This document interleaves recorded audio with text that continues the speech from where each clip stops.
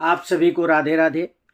एक बार युधिष्ठिर ने भगवान कृष्ण से पूछा कि हे देव देवेश्वर, मार्गशीर्ष मास के शुक्ल पक्ष की जो एकादशी है उसका नाम क्या है, और उस एकादशी की व्रत कथा क्या है, और उस एकादशी का व्रत करने का महत्व क्या है, उससे हमें क्या फल प्राप्त होता है। तब भगवान कृष्ण ने कहा कि हे नृप श्रेष्ठ, मार्गशीर्ष मास के शुक्ल पक्ष की एकादशी को मोक्षदा या मोक्षा एकादशी कहा जाता है। मोक्षदा एकादशी हमारे सभी पातकों का, हमारे सभी पापों का नाश करती है। इस एकादशी का व्रत करने से हमारे पितरों को मोक्ष प्राप्त होता है। भगवान कृष्ण कहते हैं कि अब मैं तुमको मोक्षदा एकादशी व्रत की कथा सुनाता हूं, आप उसे ध्यान से सुनिए। बहुत समय पहले की बात है, एक नगर था जिसका नाम था चंपक नगर। उस चंपक नगर का राजा था बैखानस। वो राजा बड़ा ही धर्मात्मा था, अपने प्रजा का पुत्रवत पालन किया करता था। एक दिन रात्रि में स्वप्न में उसने देखा, यानी राजा बैखानस ने स्वप्न में देखा कि उसके पितर जो हैं, यानी कि उसके जो मृत माता पिता पितामह आदि हैं, वो नीच योनि में पड़े हुए और कह रहे हैं कि तुम्हारे जैसे पुत्र के होते हुए भी मुझे यह कष्ट सहन करना पड़ रहा है। पितरों की इस हालत को देखकर राजा को बड़ा कष्ट हुआ। सवेरा हुआ, राजा ने अपने जितने भी ब्राह्मण थे, जितने भी गुरुजन थे, उन सबको बुलाया और अपने स्वप्न की बात बताई। राजा ने कहा कि ब्राह्मणों, मैंने देखा है कि मेरे पितर नरक की यातनाएं भोग रहे हैं और बार बार रोते हुए वो मुझसे कह रहे हैं कि हे बेटा, मेरा इस नरक से तुम उद्धार करो। पुत्र में ही ये समर्थ होता है कि वो अपने पितरों का उद्धार करे। हे द्विजवरों, अपने पितरों को इस हालत में देखकर मुझे बड़ा कष्ट हो रहा है। अब मैं क्या करूं, आप लोग मुझे बताइए। कौन सा यज्ञ करूं, कौन सा पाठ करूं, जिससे कि मेरे पितरों का उद्धार हो सके और मेरे पितर नरक की यातनाओं से छुटकारा पा सकें। मेरे जैसे पुत्र के होते हुए भी मेरे पितरगण घोर नरक में पड़े हुए हैं, इसलिए मेरे इस जीवन को धिक्कार है।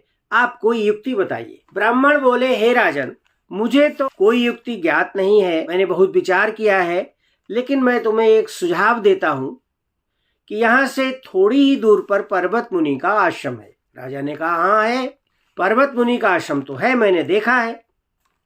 ठीक है, तो फिर उसी पर्वत मुनि के पास आप जाइए और उनको अपना ये स्वप्न बताइए।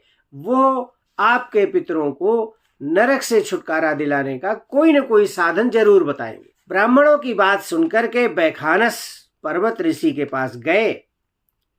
वहां पहुंचकर राजा ने पर्वत ऋषि को प्रणाम किया। ऋषि ने पूछा, हे राजन, आप कैसे आए हैं, आप इस कुटिया में कैसे पधारे?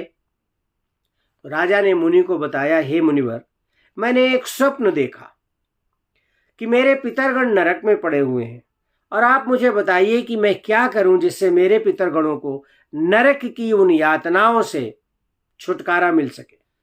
राजा की बात सुनकर के पर्वत मुनि ने थोड़ी देर तक ध्यान लगाया और ध्यान लगाने पर वो समझ गए कि राजा के पितरगणों को क्यों परेशानी है, क्यों पितरगण नरक भोग रहे हैं। फिर उन्होंने राजा को बताया कि मार्गशीर्ष मास के शुक्ल पक्ष की एकादशी है, उसको मोक्षदा एकादशी कहा जाता है। उस मोक्षदा एकादशी का व्रत करने से, विधि विधान से व्रत करने से, केवल व्रत करने से नहीं, विधि पूर्वक व्रत करने से आपके पितरों को नरक की यातनाओं से छुटकारा मिल जाएगा। मोक्षदा एकादशी का व्रत करो, ऋषि ने, यानी मुनि ने राजन को बताया। भगवान कृष्ण कहते हैं कि मुनि की बात सुनकर के राजा अपने नगर को वापस आ गए। कुछ ही महीने के बाद मार्गशीर्ष मास आया। तब राजा ने पर्वत मुनि की बताई विधि से मोक्षदा एकादशी का व्रत किया और विधि विधान पूर्वक व्रत किया। वो समस्त पुण्य अपने पितरों को दान में दे दिया। एकादशी व्रत का पुण्य प्राप्त होते ही राजा बैखानस के समस्त पितरों की नरक की यातनाओं से मुक्ति मिल गई। वैखानस के पितरों ने वैखानस को आशीर्वाद दिया और वो पितर स्वर्गलोक को चले गए।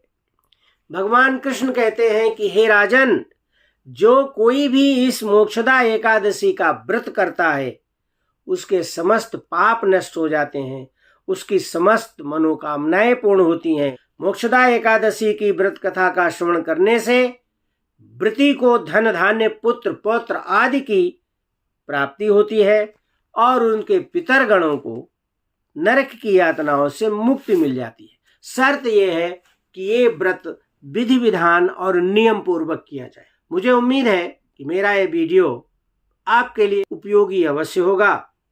अगर ये वीडियो आपको अच्छा लगा है, आपको उपयोगी लगा है, तो कृपया मेरे वीडियो को लाइक शेयर और कमेंट करें और मेरे YouTube चैनल भक्ति भास्करम को सब्सक्राइब कर दें। आपने वीडियो देखा उसके लिए आप सबका धन्यवाद। आपको साधुवाद। आपका दिन शुभ हो, मंगलमय हो। जय श्री राम।